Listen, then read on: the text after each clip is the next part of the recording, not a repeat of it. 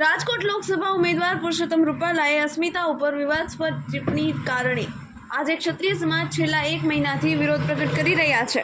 આજે સુરેન્દ્રનગર ખાતે સર્વ સમાજ એકતાનું મહાસંમેલન યોજાયું હતું। આ મહાસંમેલનમાં રાજ્યસભા સંસદ સભ્ય અને ગુજરાત પ્રદેશ કોંગ્રેસ અધ્યક્ષ શક્તિસિંહ ગોહિલ તેમજ સુરેન્દ્રનગર લોકસભા કોંગ્રેસ ઉમેદવાર ઋત્વિક મકવાણા ખાસ હાજર રહ્યા હતા। સર્વ સમાજ મહાસંમેલનમાં ક્ષત્રિય સમાજ, બ્રહ્મ સમાજ, કોળી સમાજ, દલિત સમાજ, નાડોદા સમાજ, વાલ્મીકી સમાજ તેમજ બારોટ સમાજ સહિત ક્ષત્રિય સમાજને સમર્થન આપી ખુલ્લો ટેકો જાહેર કરવામાં આવ્યો હતો। તેમજ ભાજપમાં 10થી વધુ ક્ષત્રિય સમાજના કાર્યકરો જેઓ અલગ અલગ હોદ્દેદારો ધરાવતા હતા। આજે તમામ લોકો આ ક્ષત્રિય સમાજના અસ્મિતાની લડાઈને સમર્થન આપીને ભાજપમાંથી રાજીનામા ધરી દીધા છે। આ સર્વે મહાસંમેલનમાં દરેક સમાજના ભાઈ બહેનો મોટી સંખ્યામાં ઉપસ્થિત રહ્યા હતા। તેમજ લોકસભાની ચૂંટણી એટલે કે 7મી મેના રોજ ભાજપ વિરુદ્ધ મતદાન કરવા માટેમાં ભવાનીના સોગંદ લેવડાવવામાં આવેલ હતા। પરમ સન્માનની અધ્યક્ષ અમારા માર્ગદર્શક આદરણીય શક્તિસિંહજી ગોહિલ સાહેબ ઉપસ્થિત છે। એમનું આ ઝાલાવાડની ધરા ઉપર એમનું આપણે બધા સ્વાગત કરીએ છીએ। ગરીબોના પ્રશ્નો માટે, વિદ્યાર્થીઓના પ્રશ્નો માટે, એલઆરડીની બહેનો માટે પ્રશ્નો માટે,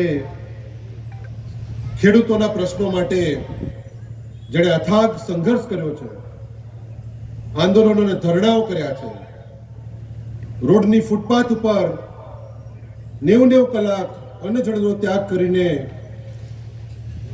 આંદોલન, સંઘર્ષ, ધરપકડો વહોરી છે, વિધાનસભામાંથી સસ્પેન્ડ થયા છે, એવા કર્મઠ અને નખશીખ નિષ્કલંક આદમી, સંપૂર્ણ નિષ્ઠાવાન, ઈમાનદાર એવા ક્ષત્રિયોની સભામાં બોલવાની જે તક મિલી, મને તક આપી આપ લોકોએ, એ બદલ આપ સૌનો હૃદયપૂર્વક હાથ જોડીને આભાર માનું છું।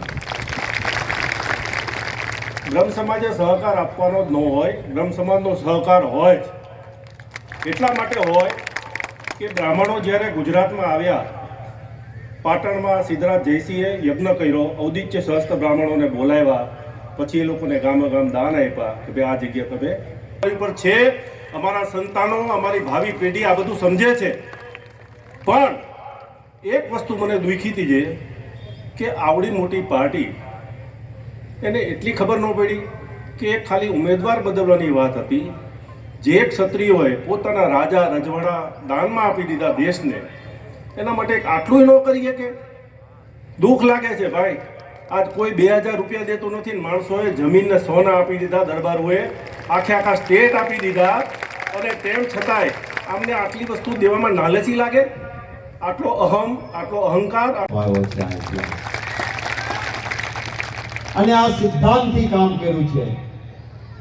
અને એટલે આજે આધારે વર્ણ, તમામ વર્ગ, ધર્મ, જ્ઞાતિના લોકોએ એક અસ્મિતાની લડાઈ એ મર્યાદિત ના રહી, તમામ જ્ઞાતિ, વર્ગ, ધર્મના લોકો આપણી સાથે જોડાયા છે। એમને સ્વાગત કરું છું, એમને નમન કરું છું।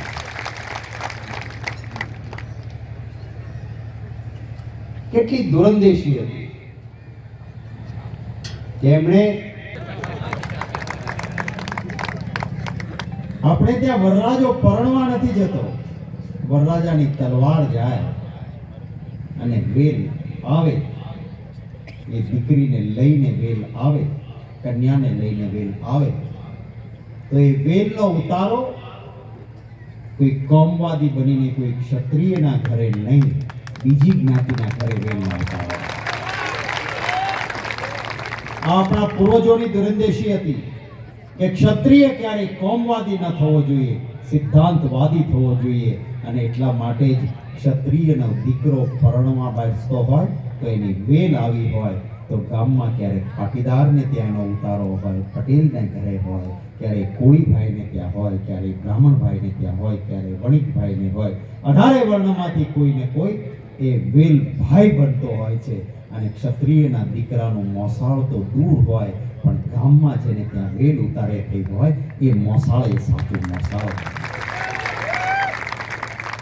આ ભારતીય જનતા પણ નહોતી, કે આપણા બાપ દાદાના આ રિવાજો છે. એમને ખબર નહોતી કે ક્ષત્રિયનો દીકરો છે એની પાસે 4 વ્હીલ હોય કે 2 વ્હીલ હોય, છેલ્લે ઝૂંપડામાં બેઠેલા કોઈ દલિત ભાઈ હોય, કોઈ માલધારી હોય, કોઈ બક્ષી પંચનો ભાઈ હોય, અને એને ખબર પડે કે એને સર્પદંશ થયો છે તો પોતાનું 4 વ્હીલ કે 2 વ્હીલ લઈને દોડીને જાય કે આવો આવો આપણે એને દવાખાને લઈને જઈએ. આ સ્વભાવ છે આપણો. માતાજીને પ્રાર્થના કરું છું કે મારા સમાજનો આ સ્વભાવ માતાજી કાયમ ટકાવે. સ્વાર્થ માટે સંઘર્ષ તો બધા કરતા હોય છે. અરે કીડીને ખાંડનો દાણો મળે ને તેની કોશિશ હોય કે મારા દરમાં સુરેન્દ્રનગરની દરેક સંસ્થાના યુવાનો સ્વયંસેવક તરીકે આપની ખૂબ જરૂર છે. કોંગ્રેસને પોતાનો ટેકો જાહેર કર્યો છે. ક્ષત્રિય સમાજે કોંગ્રેસને ટેકો જાહેર કર્યો છે અને અમારા બહેનોની જે અસ્મિતાની લડાઈ હતી, અમારા ઉજળા ઇતિહાસને ખંડિત કર્યો છે રૂપાલાભાઈએ. એના કારણે એક રાજપૂતાણીના દિલમાં દવ લાગ્યો છે અને આજે એ રાજપૂતાણી આવી ગરમીમાં પણ નીકળી ગયા છે કે નહીં, હવે યુદ્ધ એ જ કલ્યાણ. પણ અમારું યુદ્ધ એવું છે, હથિયાર વિનાનું છે.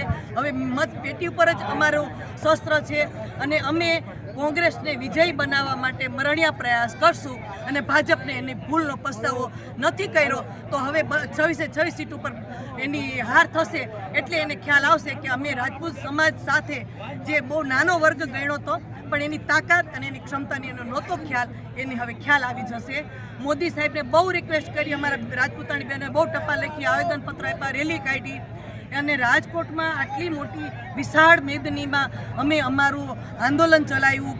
કોઈ પણ સરકારી એમ કે સંપત્તિને કે ગુજરાતની કોઈ સંપત્તિને નુકસાન કર્યા વિના અમે સંયમ અને શિસ્તથી અમારું આંદોલન કર્યું. પણ એનો ત્યાં કોઈ અમારો ઉલ્લેખ ન કર્યો અને એનો એમને જવાબ ન આપ્યો. તો હવે અમારો રાજપૂત સમાજ અને અન્ય સમાજ સાથે છે, એનો જવાબ આપી દેશે. 4 જૂને અમારો વિજય થશે એવી અમને અપેક્ષા છે. આપ સર્વને જય માતાજી, આપ સૌનો આભાર. રાજકોટના ભાજપના પ્રત્યાશીએ ભૂતકાળમાં બનાસકાંઠામાં માલધારી સમાજ વિશે જેમ તેમ બોલ્યા, લેઉવા પટેલ સમાજ વિશે જેમ તેમ બોલ્યા.